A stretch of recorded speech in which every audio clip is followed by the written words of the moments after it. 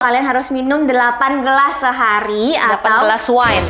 Kita bisa menemukan ritme rutin tidur yang tepat untuk kita masing-masing. Nendang bola, bolanya nggak ketendang, guys.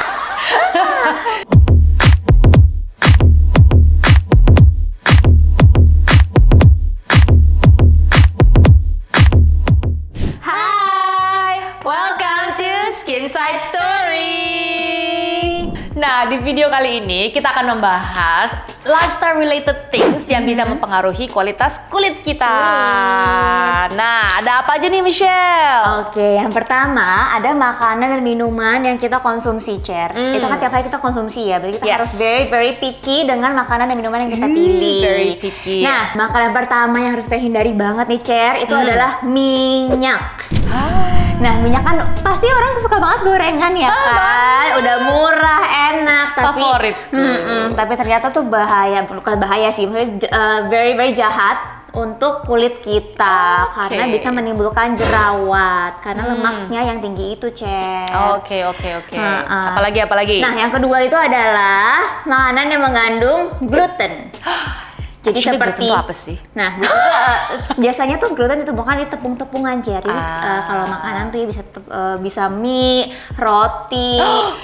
Enak banget kan, Mbak? Iya, Mie ini kan kayak semuanya semua favorit makanan favorit banget. kita ya. Itu pun juga bisa memicu jerawat. Digoreng jadi pastel. Oke, kita lanjut. Oke, nextnya mungkin kita juga pernah bikin video ini sih. Makanan yang mengandung sugar yang tinggi. Karena kalau sugar yang tinggi itu bisa membuat kulit kita jadi cepet tua. Karena kadar insulin itu yang tinggi, makanya akan mempengaruhi hormon-hormon di tubuh kita. Makanya kita akan terlihat cepet tua, ada wrinkle dan juga jerawatan juga bisa loh, Cer. Padahal sugar itu nagih banget ya. Nagih banget, ada boba ya kan, atau kopi. I remember this video. Nah, iya.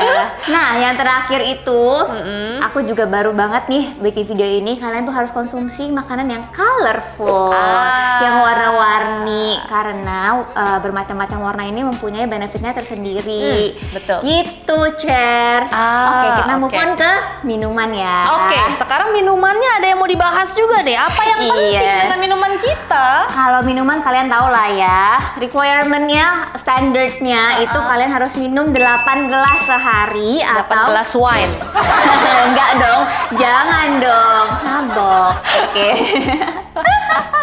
Atau 2 liter air, Cer. Air. Nah, speaking of wine, pasti kita semua, nggak semua ya, beberapa dari kita suka lah ya nge-wine dikit lah ya. Nah, kalau kalian misalkan konsumsi 1 gelas wine, itu harus digantikan lagi, Cer, dengan penambahan 1 gelas air lagi. Oke. Jadi kalau kalian harusnya 8 gelas, kalau kalian minum 1 gelas wine, kalian harus minum 9 gelas air gitu teorinya, Cer. Oke. Karena nyatanya, Cer, minuman selain air putih seperti alkohol atau kopi atau teh itu malah membuat kita terdehidrasi. Bukannya terhidrasi gitu loh, Cer. Gitu, padahal kita kalau ke resto gitu kan malah masannya bukan air putih ya, tapi malah es teh, ya nggak sih? Bener banget, tapi kalau di Indonesia, Cer, ya pasti kan disuguhinnya teh atau es teh, terus refill lagi ya, Cer. Iya kan? Jadi kan puas berasa minumnya ya. Iya, tapi padahal ini justru bad for us, or bad for our skin at least ya. Makanya dengan 1 gelas teh itu kita malah di rumah harus nambah 1 gelas air lagi. Gitu. Well, thank you for that information. You're welcome.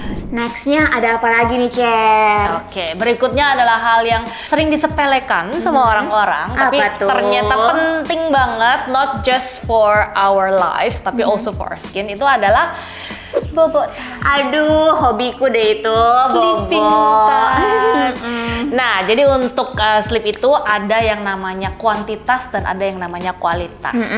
Kuantitas itu tentunya jumlah hours atau jumlah jam yang kita tidur dan itu harus cukup. Orang nanya, cukup tuh berapa sih? 8 jam ya? Setahu aku 8 jam ya, Cer, teorinya ya. Teorinya begitu.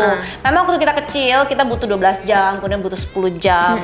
Rata-rata waktu kita dewasa itu kita sudah menjadi 8 jam. Makin kita bertambah usia itu biasanya kebutuhan tidurnya memang berkurang menjadi 7 jam dan seterusnya.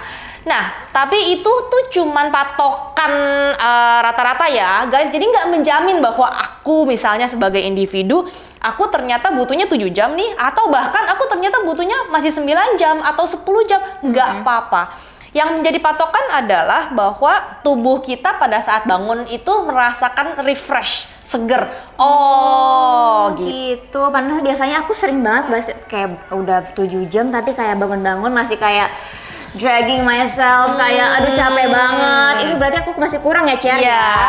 Tapi kalau misalnya kita kelebihan tidur kan juga berasanya kan very lethargic gitu ya. Gimana sih kayak badannya udah loyo, udah lemes gitu ya. Bener banget, iya. Jadi kita boleh mengurangi jumlah tidur kita. Nah, kita bisa menemukan ritme rutin tidur yang tepat untuk kita masing-masing. Jadi nggak sama ya satu orang dengan orang lainnya.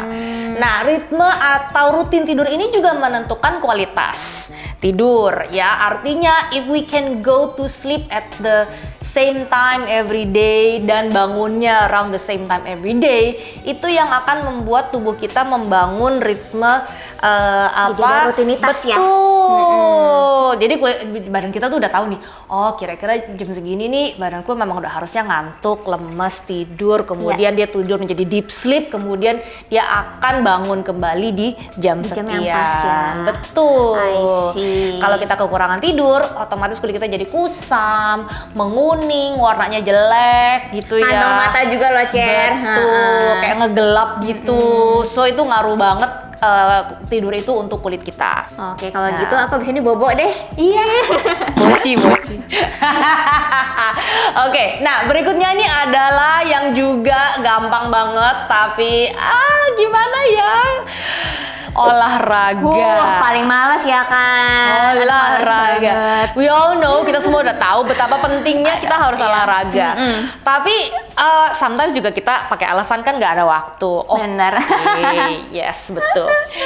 Nah, apa sih olahraga yang dibutuhkan? Apakah kita butuh harus main basket, harus main tenis gitu ya? Aku sangat nggak coordinated by the way guys, so I can't play any of those things. Aku juga kocer sama Cer kita. Nggak bisa. Nendang bolanya nggak ketendang guys.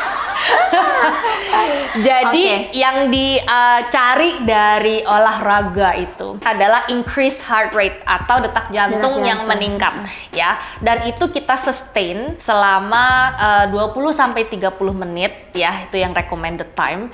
Dan ini recommended every day kalau bisa, kalau tidak minimal 2-3 kali seminggu ya.